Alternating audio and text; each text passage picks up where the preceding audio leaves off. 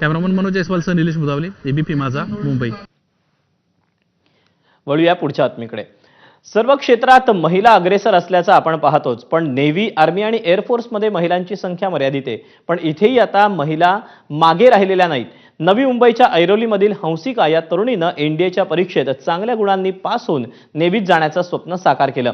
एनडीएमध्ये मुलींची संख्या वाढावी यासाठी महाराष्ट्र सरकारनं नाशिकमध्ये मुलींच्या सैनिकी प्रशिक्षण संस्थेची स्थापना केली. या पहिल्याच बॅचमधली हंसिका टिल्लू ही एनडीए परीक्षा पास झाली. इयत्ता 6वीत असताना हंसिकानं नेव्हीत जाण्याचं स्वप्न बघितलं होतं, ते अखेर पूर्णत्वास जात आहे. तर मुलींना सांगायचं झालं तर की हा प्रांत नवीन आहे, पण ह्याच्यात खूप स्कोप आहे. अजूनही कमी मुली आहेत. देशाला आपल्या म्हणजे सैन्यात खूप गरज आहे नवीन मुलींची. तर आपलं जे नॉर्मल आपण मेडिकल किंवा इंजिनिअरिंग लोक बघतात, तर ते सोडून हा पण एक नवीन एक पर्याय आहे आपल्याकडे आणि त्याच्यात पण यश कमवू शकतो आपण.